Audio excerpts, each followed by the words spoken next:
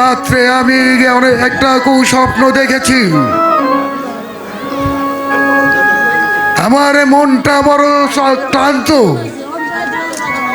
আরে বিলম্ব নয়, 1 সপ্তাহের মধ্যেই তারার সঙ্গে আনোয়ারের বিবাহের কাজটা সম্পন্ন করুন। আপনার আদেশ আমার শিরোধার্য জাহাপনা। তবে বিবাহের তারিখটা সামনে মঙ্গলবার দিলেই অতি উত্তম হবে জাহাপনা। তাই হবে উজির সাহেব, রাজ্যময় ঘোষণা করে দিন আমার পুত্র আনোয়ার হোসেনের সঙ্গে আপনার কন্যা তারা বানুর সঙ্গে আগামী মঙ্গলবার বিবাহ কার্য সম্পন্ন হবে। যান। যথা আদেশ জাহাপনা, আমি তাই করছি জাহাপনা। মুন্সি গোলাম আইয়ে জনাব।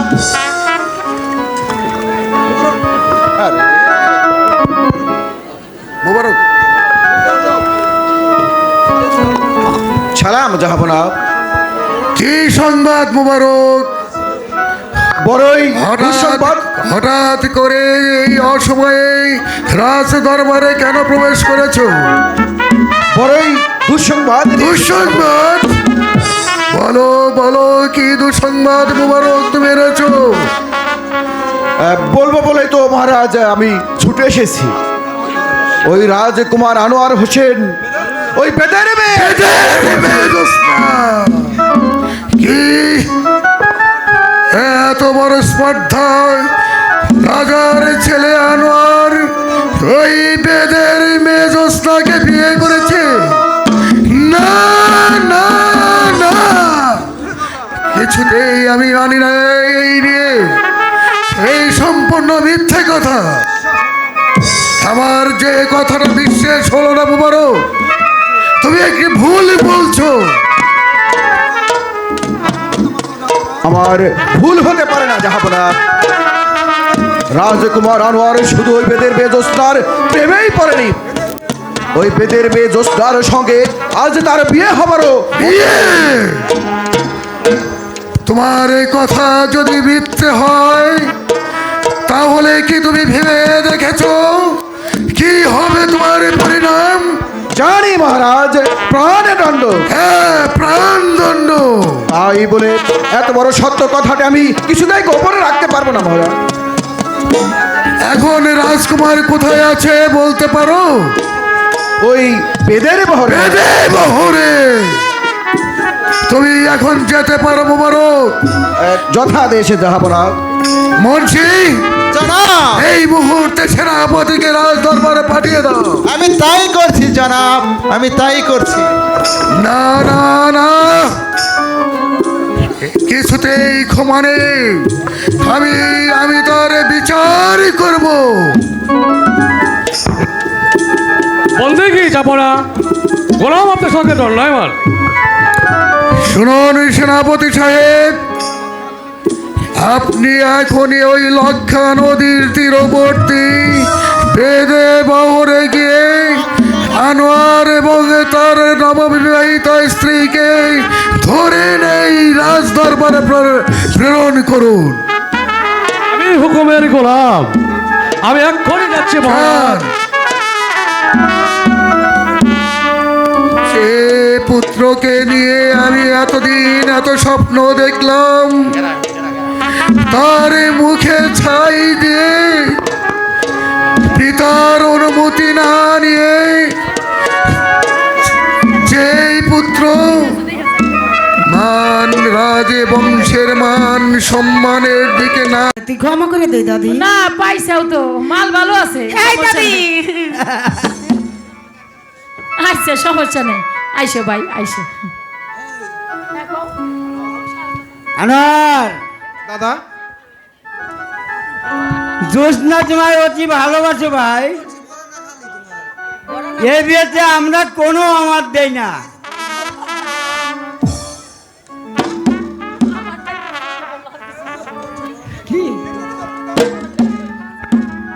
কিন্তু যদি তোমার পিতা মাতা যদি বিয়েতে না রাজি না হয়, সেটা ভাগ্যের নির্মম পরিহাস দাদা।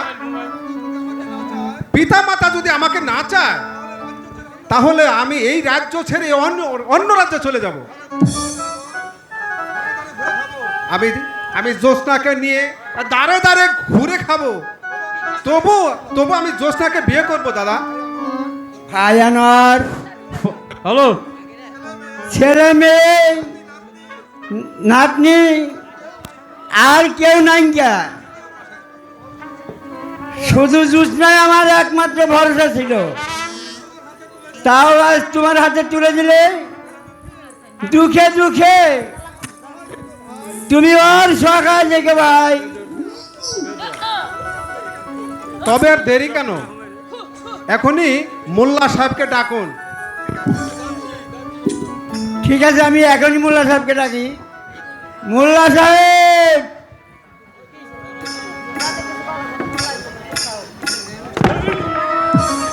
না ঠিক আছে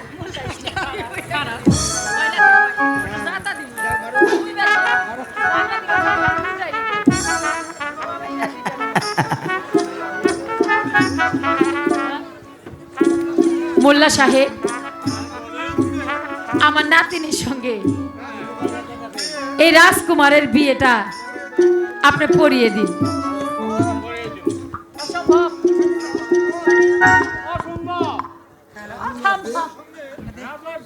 কে বেদের মেয়ের বিয়ে কিছুতেই হতে পারে না। আমি চললাম। কোথায় যাইবেন? দাঁড়ান মোল্লা সাহেব,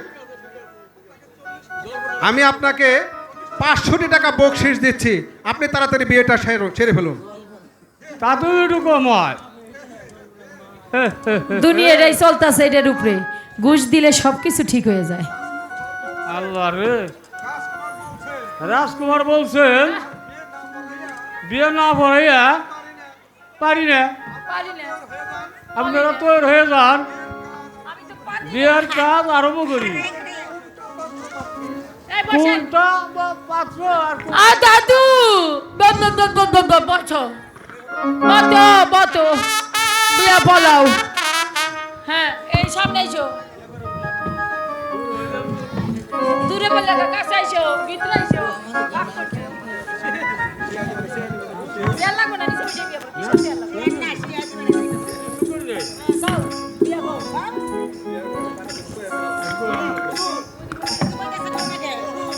হুজুর,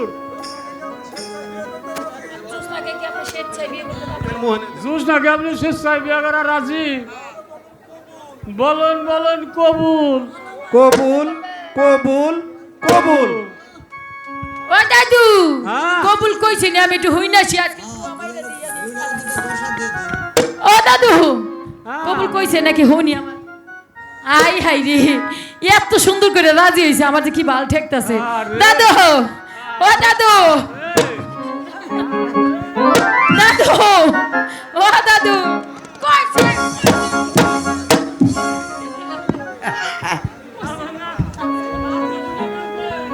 কোনদা দেহি, কোনদা গেছে তোমার? আছে না ওরা? দাদু আছে না? বেরে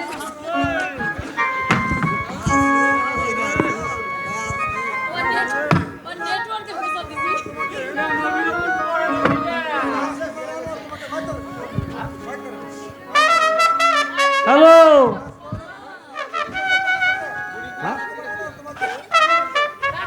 বুঝলি না রাজকুমার রাজকুমার আনোয়ারকে তোমাকে নিকাহ করেছে। তুমি কবল বলো। হ্যাঁ কইছে, কবুল কইছে। তোমার আর দিলে তুমি বাঁচবা না। খুতবা পাঠ করো, ও বুইরা মনাজাত নাও, মনাজাত করো। আল্লাহ আল্লাহ, এই বিয়া আল্লাহ বেশি দিন জানি লাস্টিং কর না। হ্যাঁ ঠিক আছে। আমি পড়াই নিতেছি, পড়াই নাই। আর একটা কথা, আমার আর কথা কি, আমার বয়স হয়ে গেছে। হ্যাঁ হ্যাঁ হ্যাঁ, আমার নাতি আছে এটা। ও নাতি দিয়ে হইলো এই খুব ধরা পট করাবো। হ্যাঁ, আমার ভাই নাতি করে। ও বাবা, আইসো বাবা আইসো। এই যে না আমি আসো বাবা আসো ও নানা ও বাবা ওই যে নানি চোখ টিভি দেয় নানা রে এই, ওই যে নানি চোখ টিভি দেয় আসো বাজান আইসো আসুন ভাই আসুন এই খুব তুমি মনাজাতটা করো তোমার এই হালা। দাদা বিয়া পড়াইছে আমার থুয়া থুয়া বিয়ার দাঁত খাইবার এই সাউকা মানে বাসনা পাইছে আর নুরাইছে তুমি আইসা- নাতি কোনে আসার খোঁজ নাই তুমি এসে বাগে পাও নাই না কম না পড়ছে বাগে। খাউন তো কম পড়ে এই গেছে যে ছোট হুজুর খুদ বাটা আপনি হারেন তাড়াতাড়ি, তাড়াতাড়ি। বাসরে যাইব তো দেরি করা যাইব না ও তোর হইতেছে না আহ, আচ্ছা তাহলে এবার বিয়ার খুতবা ভরি করেন আরম্ভ করেন মনাজাত ধরেন সবাই এই বগে করে খেসর মেসর বাচ্চা শালিকের ছাউ এমন পরা বিয়ে দেবো আজকালে যেন পেঁয়াজের খেপে যাও কেমন ভালো তোমার কইছো। গোয়া রে এই মান্দার কাছে বান্দা পিঠা এই বিয়া পরে কাঁচা মিঠা এই আইতে শাল যাইতে শাল এই মাঝখানে হইলো ঘোড়া শাল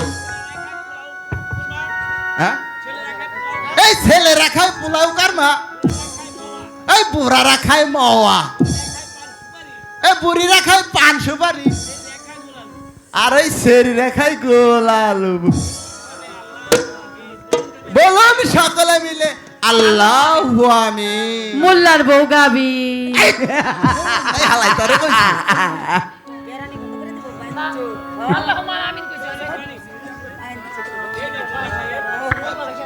এই বসি যা ও হ্যাঁ কারে বকশিস দিমু মোল্লা তোমরা যেই জুইতের মোল্লা তোমরা হেই মোল্লা নামাগো নামাজ পড়াও ৫,০০০ টাকার বিয়া বড়াইছি বিয়া ঘুষ আগে দিছি তারপরে বিয়া পড়াইছি কথা কই না যাও হাসাই দিছে না বিয়ার কি হাসাই তারে ঘুষ দিছে নাকি 500 ওই ঘুষ দেয় নাই বলে এই না করে 9 সাই দিছে 500 500 টাকা এখানে আইসো। ঘুষ খায় না আমি গোপনে 5,000 টাকা দিছি তুমি নিও যাও তাই না ওই হালা না তুই আইস কে শালা শালা ৫,০০০ টাকা দিছে তুই তো বসা, বসা। শালা ওই শালা ওই শালা ওই শালা তোরে ৫,০০০ টাকা দিছে কষে একটাও দেয় নাই আল্লাহ দাদা দাদি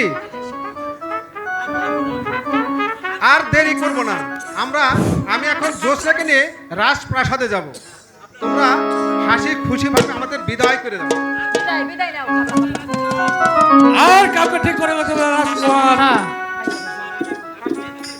রাজকুমারকে আমি নিয়ে যেতে এসেছি যাও বুড়ো বুড়ি তোমরা তৈরি থাকো দরকার হলে তোমাদেরকে নিয়ে যাব হ্যাঁ কি কইতাছে দাদা দাদি হ্যাঁ এখন আমরা যাচ্ছি আমরা তোমাদের দুজনকে কোনোদিন ভুলবো না জোসনা দাদি আয়ানোয়ার দোয়া করি ভাই তোমরা সুখী হও আর সুখী হও সেনাপতি সেনাপতি সাহেব সাহেব সত্যি সত্যি আমাদেরকে আপনি নিয়ে যেতে এসেছেন বিড়ম্বনা করার স্বেচ্ছায় রাজা নতুবা বল প্রয়োগ করে নিয়ে যেতে বাধ্য হব খামোশ বেতনভোগী কর্মচারী হয়ে তার এত বড় স্পর্ধা যদি দুঃখের বিষয় আমার হাতে একটা অস্ত্র নেই যদি অস্ত্র থাকতো তাহলে এক্ষুনি তোমার কল্লাটা আমি মাটিতে নামিয়ে দিতাম। রাজকুমার বিধায় আসপনা করে কোনো লাভ নাই এতই যদি যুদ্ধ করার সাথে থাকে ধরো অস্ত্র নাও করো যুদ্ধ তবে এসো তোমার যুদ্ধের সাপ আমি মিটিয়ে দিচ্ছি তবেই ধরো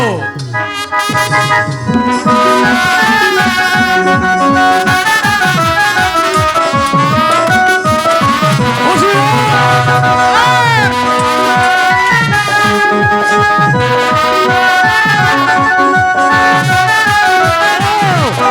হও। অস্ত্রটা ভেঙে গেল কে আছে বান্ধব আবার একটা অস্ত্র দাও একটা অস্ত্র দাও আর বিলম্ব করে লাভ নাই এক্ষুনি স্বেচ্ছায় চলো এই কে আছিস বন্দি করে রাজকুমার ও তার নববিবাহিত স্ত্রীকে সত্যি সত্যি আমাকে ও আমার স্ত্রীকে তুমি তুমি বন্দি করতে চাও? এছাড়া আমি আর কি করতে পারি রাজকুমার? আমি যে হুকুমের গোলাম।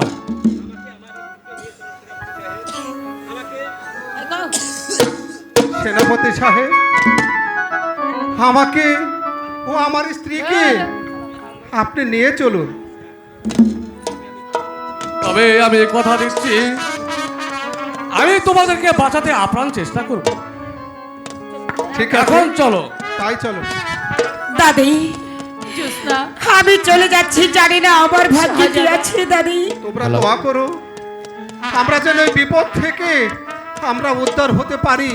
চলি দাদা, দাদি, চলি দাদি। তুমি আমাকে দেখতে আমি চাও দোয়া করি দাদি? ভাই। তুমি ছাড়া আমার যে আর কেউ রইল না দাদি, আমার যে আর কেউ রইল না। আমি তোকে দেখতে যাব। আমাকে তুমি দেখতে চাও দাদি, আমাকে তুমি দেখতে চাও জ্যোৎস্না, দাদি। জ্যোৎস্না, চলো ভাই জানি, আর কান্না করে লাভ নেই, কারণ ও যে জমিদারের সন্তান, এ বিয়ে মানবে কি না মানবে এখন আমরা আল্লাহর কাছে ফরিয়াদ জানাই। ঠিক আছে, তাই চলো।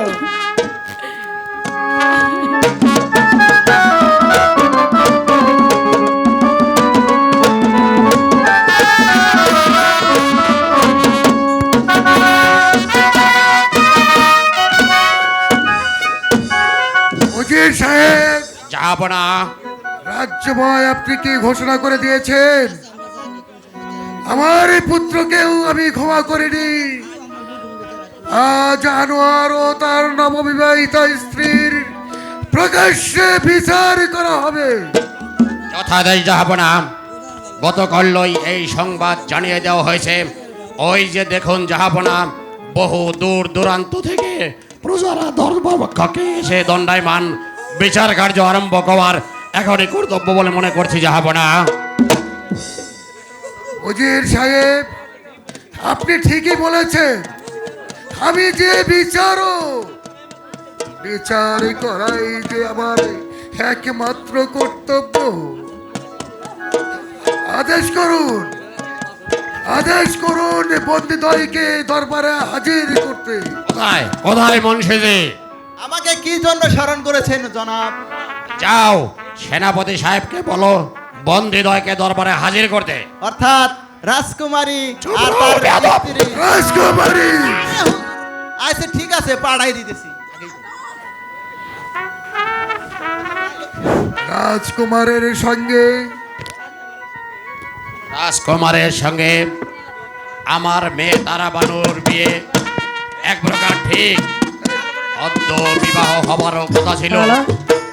আপনি বলুন যাহাবনা, আমি কি করে এই প্রজা সমাজে মুখ দেখাই? সব কিছুর বিচার করা হবে উজির সাহেব, আপনি নিশ্চিন্ত থাকুন। বন্দি কি যাব না? আসামিকে আপনার সম্মুখে দণ্ডায়মান করা হয়েছে। আসামি,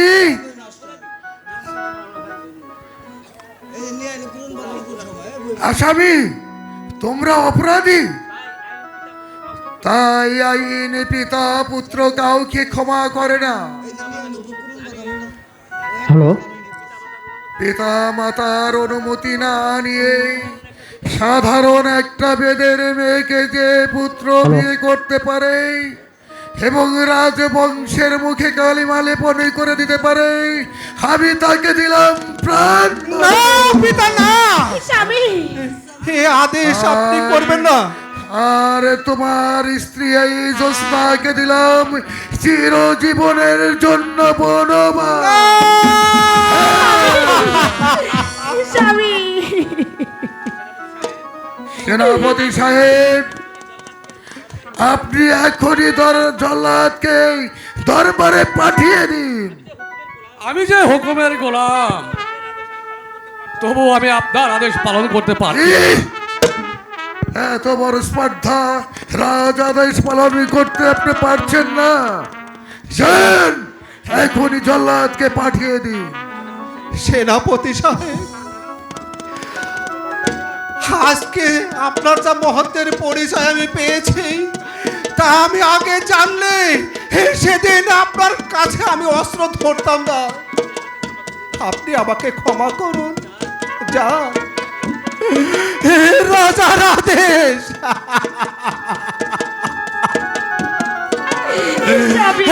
রাজার আদেশ আপনি পালন করুন। স্বামী এ কি হয়ে গেল স্বামী? কেঁদো না, যাচ্ছি রাজকুমার, কিন্তু যাবো না। মনে রাখবেন, এ ভুল হয়তো একদিনে ভাঙবে।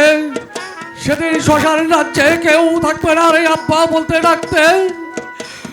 ভুল সেদিন আর এই সংশোধন হবে না। সারাটা জীবন আপনার কেঁদেই কাটাতে হবে। খোদা একজন আছেন। রাজকুমার, আমার কোনো দোষ নেই। আমি চাই হুকুমের গোলাম, আমি হুকুমের গোলাম। জল্লাদ কোথায়? জল্লাদ ওই তো কে জানো, জল্লাদ জল্লাদ জল্লাদ চিৎকার করছে। কাশ হিদার সেতুর মুছে গেছে। কোন ফাতিমার বাপ থেকে সেই সুসলের কারণে ওই দক্ষিণ শাসনে নর বলে দিতে হবে। এই আমি যাই।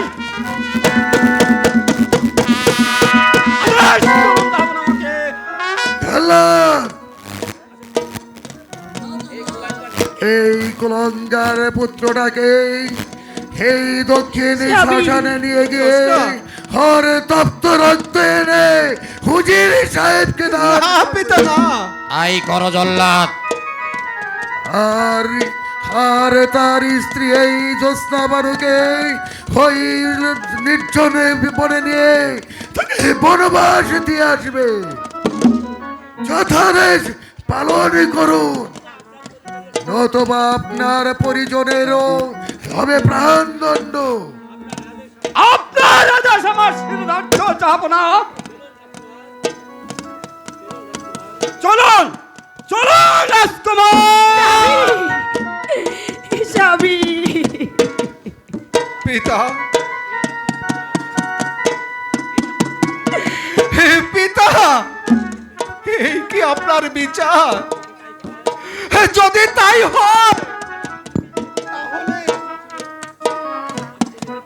তাহলে তাহলে মৃত্যুর হাত থেকে যে আমাকে বাঁচিয়ে তুলেছিল, আপনি তাকে কথা দিয়েছিলেন, যে কথা কেন রাখলেন না? তার কি কোনো বিচার হবে না? যত কথাই বলো না কেন আনোয়ার, তোমার এই মায়া কান্নায় কিছুতেই আমার মন ভরবে না। আমি তোমাকে ক্ষমা করব না। জল্লাদ, নিয়ে যাও। স্বামী ও খোদা,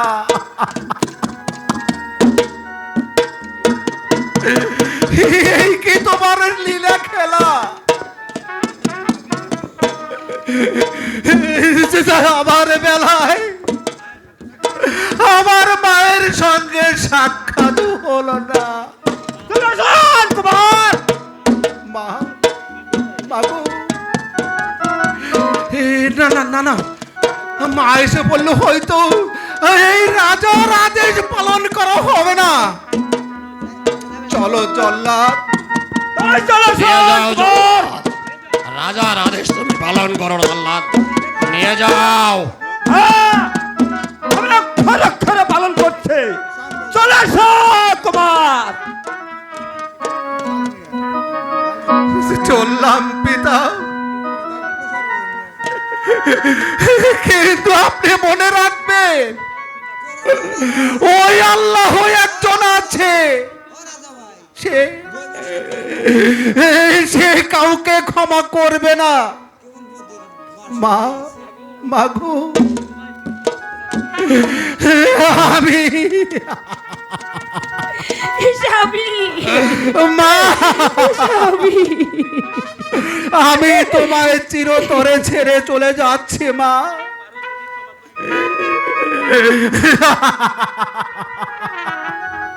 মা তুমি পারো যদি আমাকে ক্ষমা করো মা। চল্লা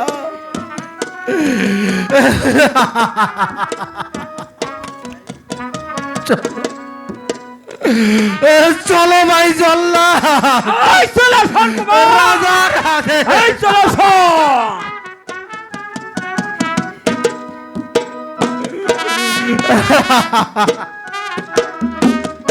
নিয়ে যাও জল্লাদ, তুমি রাজার আদেশ পালন করো। আমি তাই করছি। চলে